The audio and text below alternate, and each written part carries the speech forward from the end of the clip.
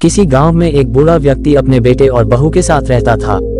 परिवार सुखी संपन्न था, किसी तरह की कोई परेशानी नहीं थी। बूढ़ा बाप जो किसी समय अच्छा खासा नौजवान था, आज बुढ़ापे से हार गया था। चलते समय लड़खड़ाता था, लाठी की जरूरत पड़ने लगी, चेहरा झुर्रियों से भर चुका था, बस अपना जीवन किसी तरह व्यतीत कर रहा था। घर में एक चीज अच्छी थी कि शाम को खाना खाते समय पूरा परिवार एक साथ टेबल पर बैठकर खाना खाता था। एक दिन ऐसे ही शाम को जब सारे लोग खाना खाने बैठे, बेटा ऑफिस से आया था, भूख ज्यादा थी सो जल्दी से खाना खाने बैठ गया और साथ में बहू और उसका एक बेटा भी खाने लगे।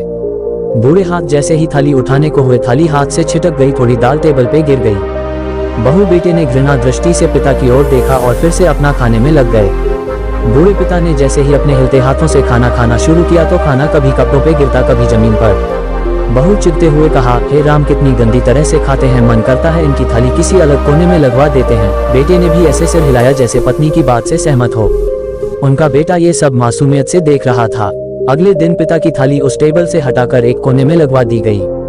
पिता की डबडबाती आंखें सब कुछ देखते हुए भी कुछ बोल नहीं पा रही थी।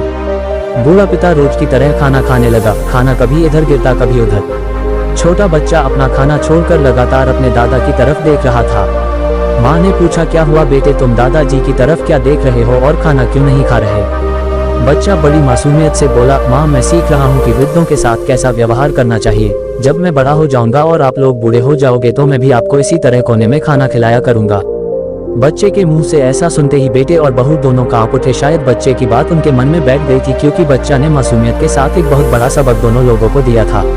बेटे ने जल्दी से आगे बढ़कर पिता को उठाया और वापस टेबल पे खाने के लिए बिठाया और बहू भी भागकर पानी का गिलास लेकर आई कि पिताजी को कोई तकलीफ ना हो। इस कहानी से शिक्षा मिलती है कि माँ बाप इस दुनिया की सबसे बड़ी पूंजी हैं। आप समाज में कितनी भी इज्जत कमा लें या कितना भी धन इकट्ठा कर ले, लेकिन माँ बाप से बड़ा धन इस दुनिया में कोई नहीं है।